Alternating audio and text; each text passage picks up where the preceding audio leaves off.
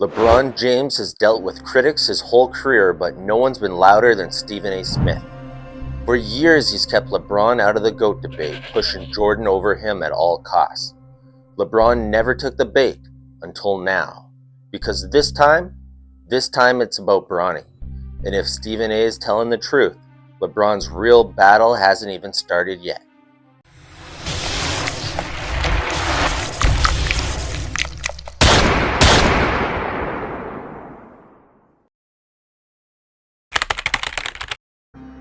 This feud didn't just happen overnight. It was a slow burn. Stephen A. has always been Team Jordan, never letting LeBron breathe in the GOAT debate. But for years he kept it subtle, just enough to stir the pot.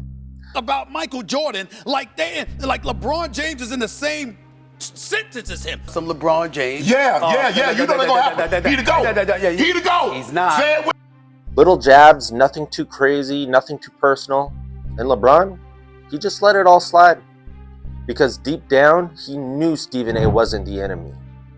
But then Bronny happened. And suddenly, this wasn't just about basketball anymore. January 2025, first take. Bronny James has a rough game against Philly. He goes 0 for 5 shooting, struggles to find his rhythm. Stephen A. goes in. We all know that Bronny James is in the NBA because of his dad. Fair take, maybe. Nobody's denying Bronny got a boost from his last name. But then, Stephen A. takes it another step further. I am pleading with LeBron James as a father. Stop this. He doesn't just question Bronny's talent, he questions LeBron as a father. And that's a problem. Because if there's one thing we know about LeBron, it's that he grew up without a father, so he prides himself on his ability to be there for his children. Fast forward to March 6th, Lakers versus Knicks. LeBron charges courtside, looks Stephen A. dead in the eye, and drops the line that shook the sports world. Stop effing with my son. And right there, that's when the feud became public. At first, Stephen A. plays defense. But come on. I'm not being cruel to Bronny. I'm looking out. But within days, he goes full-on villain mode. March 11th, the Gilbert Arenas podcast. It was weak. I thought it was some bullshit. But let's be real, Stephen A. loves this. This man thrives on controversy. For years, he played the Skip Bayless game, beating off LeBron hate. And now, he's in the biggest feud of his entire career. Because think about it, if LeBron never clapped back, would Stephen A., the media whore, be on his Taylor Swift tour right now? I don't think so. He saw an opportunity, and he's taking it. And with his new $100 million contract extension with ESPN, isn't it his responsibility to do that? Genuine or genius marketing?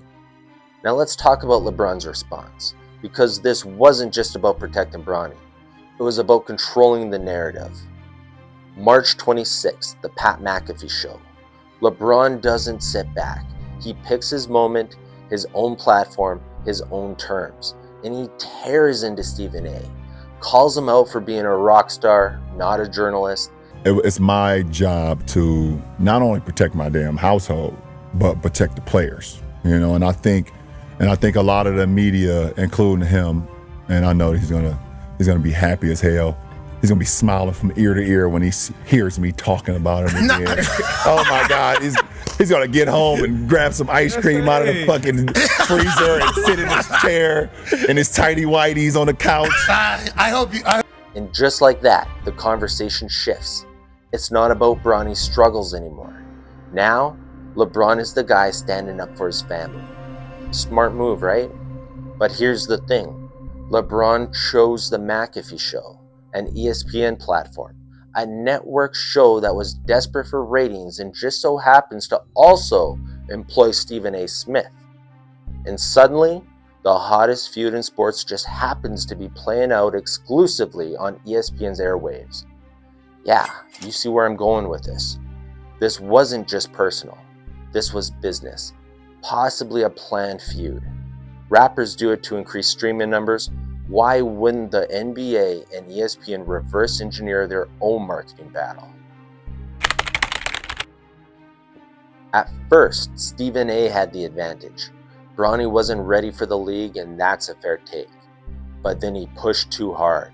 He turned it into a spectacle, dragged it out for weeks until even his own audience started getting tired of it. LeBron, he played it smart. He didn't just defend his son, he flipped the narrative completely. And now, Bronny's proven himself in the G League, Stephen A's rants are starting to sound desperate, LeBron walked away looking like the bigger man. Stephen A got views, but at what cost? Because when it comes to legacy, LeBron won. For now.